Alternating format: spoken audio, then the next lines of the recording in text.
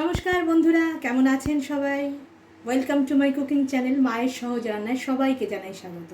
আজকে আমি একটা পোলাওয়ের রেসিপি করে দেখাবো। এটা গোবিন্দভোগ চাল আমি ধুয়ে নিয়ে ভালো করে জলটাকে ঝরিয়ে রেখে দিয়েছি। খুব একটা জল দেবেন না, জাস্ট ধুয়ে আমি রেখে দিয়েছি জলটাকে ফেলে দিয়ে। আমি করব আজকে চিংড়ি মাছ দিয়ে পোলাও।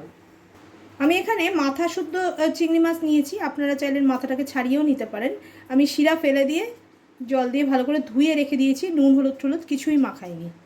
আমি এখানে প্রায় বড় সাইজের একটা আর কিছুটা আর্ধেক পেঁয়াজ নিয়ে পেঁয়াজটাকে আমি লাল করে একটু ভেজে রেখে দিয়েছি বেরেস্তার মতো করে। এটা কিন্তু আমি রান্নাতে দেব।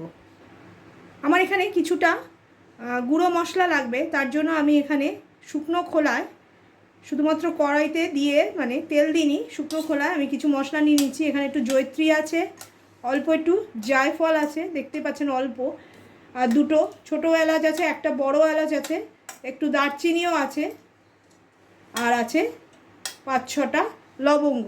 এইটাকে আমি একটুখানি শুকনো খোলায় নাড়িয়ে তারপরে গুঁড়ো করে এই রান্নাটার মধ্যে দেব। একদম কিন্তু লাল লাল করে পুড়িয়ে দেবেন না, হালকা একটুখানি যদি গরম গন্ধ বেরায় তখনই আমি গ্যাসটাকে অফ করে দিয়েছি। এবারে আমি এটাকে ঠান্ডা হতে দেবো, তারপরে আপনারা শিলনোড়া বা মিক্সি যে কোনো কিছুতে গুঁড়ো করে নিতে পারেন। খুব একটা গুঁড়ো না করলেও হবে, একদম মিহি পেস্ট না করলেও হবে, তবে জল দেবেন না, একদম শুকনো গুঁড়ো করে রাখবেন। আমি এখানে সাদা তেলে করছি।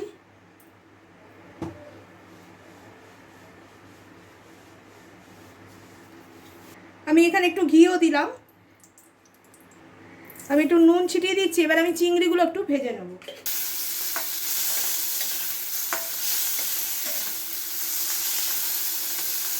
আমি এখানে হলুদ ব্যবহার করছি না, আপনারা চাইলে নুন হলুদ দুটো দিতে পারেন। আমি একটু সাদা সাদা পোলাও করতে চাইছি, খুব সহজে চটজলদি বানানো হয়ে যায় চিংড়ির পোলাও, ভয় পাওয়ার কিছু নেই। আর চিংড়ি মাছ তো বেশি ভাজতে নেই। আমি এবারে তুলে নেবো চিংড়ি মাছটা। আর ঘিতে ভাজার জন্য চিংড়ি মাছটার গন্ধটা কিন্তু খুব ভালো লাগে। আমার চিংড়ি মাছ ভাজা হয়ে গেছে, আমি এবারে আস্তে আস্তে সব কটা তুলে নেব। চিংড়িটা তুলে রাখার পরে ওই তেলেই আমি দিয়ে দেবো একটু জিরে ফোড়ন, আর দেবো দুটো তেজপাতা। ফোড়নটা একটু হয়ে গেলে আমি এখানে দেবো কয়েকটা কাজু বাদাম আর কিছুটা কিশমিশ। আপনারা এগুলো নিজের পছন্দ অনুযায়ী বেশি কম করে নেবেন, তবে যত দেবেন ততই ভালো লাগবে। এইটা দিয়ে একটু হালকা নাড়িয়ে নেবো আমি, ব্যাস আর নাড়াবো না। এবারে দেবো মশলা। প্রথমেই দিচ্ছি আদা বাটা, অল্প দিচ্ছি, আমি একটু জল দিয়ে দিচ্ছি। 1 চামচের মতো জিরের গুঁড়ো, সেম কোয়ান্টিটিতে ধনের গুঁড়ো।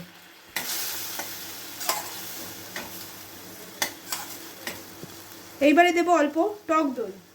টক দইটাকে ভালো করে ফেটিয়ে আপনারা দেবেন। আমি এখানে 5 চামচ দিলাম, টিস্পুন কিন্তু দিচ্ছি।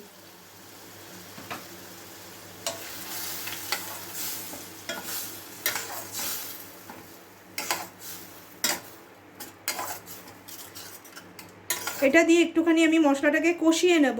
আর আমি এর মধ্যে বাতাসাও কয়েকটা দিয়ে দেবো, পোলাও যেহেতু একটু মিষ্টি তো হবেই। আমি এখানে 2টো বাতাসা দিয়ে দিলাম। আমার চাল নিয়েছি 1.5 কৌটো, 1.5 কৌটোতে আমি 2টো বাতাসা দিলাম। আপনারা আপনাদের পছন্দ মতো দেবেন। মশলাটাকে আমি এবারে একটু ঢাকা দিয়ে ভালো করে কষিয়ে নেব। এর মধ্যে কোনো হলুদ বা লঙ্কার গুঁড়ো কিন্তু আমি দেবো না, দেবো শুধু কাঁচা লঙ্কা।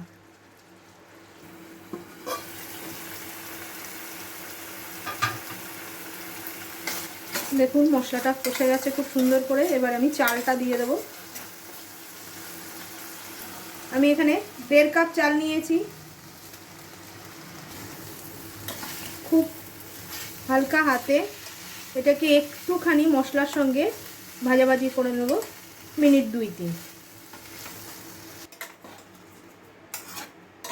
দেখুন পোলাওয়ের চাল একটু ঝরঝরে করেই ভাজতে হয়, আমি ভেজে নিয়েছি। এবার আমি গরম জল দেব। আমি 1.5 কাপ চাল নিয়েছি, আমি 3 কাপ জল কিন্তু দেব না। আমি সবসময় বলি একটু কম দিয়ে আমি 2.5 কাপের মতো জল দেবো। আমি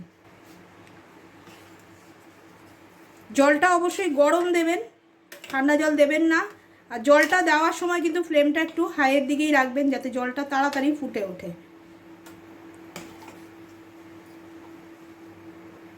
তেলের মধ্যে আমি নুন দিয়েছিলাম, এখানে আমি সামান্য নুন দিয়ে দিলাম।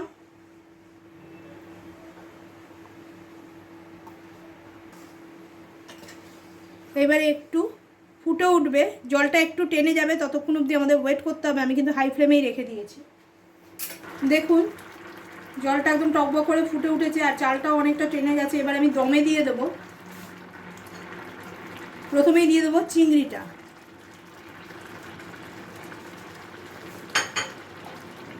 কাঁচা লঙ্কা আমি 3-4টে কেটে রেখে দিয়েছি কুচি করে, সেটা দিয়ে দিলাম।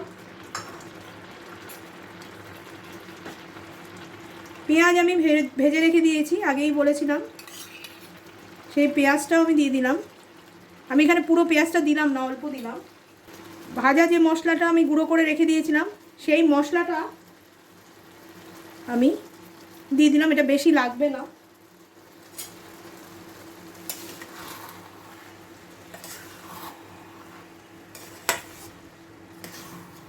চিংড়িটা কিন্তু একদম লাস্টে দেবেন, কারণ চিংড়ি কুক হতে বেশি টাইম লাগে না।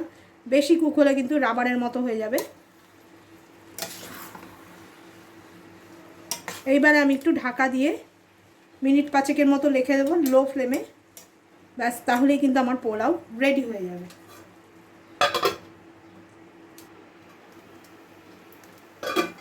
দেখুন পোলাও আমার একদম রেডি। এটা কিন্তু আরও ঝরঝরে হয়ে যাবে যতক্ষণ ঠান্ডা হবে। আমি এবারে বন্ধ করে দিচ্ছি। চিংড়ি দিয়ে আপনারা বেশিক্ষণ এটা কুক করবেন না। আমি এবার একটু স্ট্যান্ডিং টাইম দেব, তারপরে আমি আপনাদের প্লেটিং করে দেখাচ্ছি। এটার সঙ্গে কিন্তু যে কোনো সাইড ডিশ হিসেবে আপনারা নিতেই পারেন। রান্নাটা আজকে কমপ্লিট করে দিলাম, খুব সহজে বানিয়ে দিলাম চিংড়ির পোলাও। আপনারা বানিয়ে দেখতে পারেন, একদম স্পাইসলেস, একদম ইজি আর একদম সহজপাচ্য একটা খাবার। আমার মনে হয় আপনাদের সবার খুব ভালো লাগবে। আমি এরপরে স্ট্যান্ডিং টাইম দিয়ে নিই, তারপর আপনাদের প্লেটিং করে দেখাচ্ছি। রেডি হয়ে গেল প্রন পোলাও। দেখুন দেখতে কিন্তু অসাধারণ লাগছে।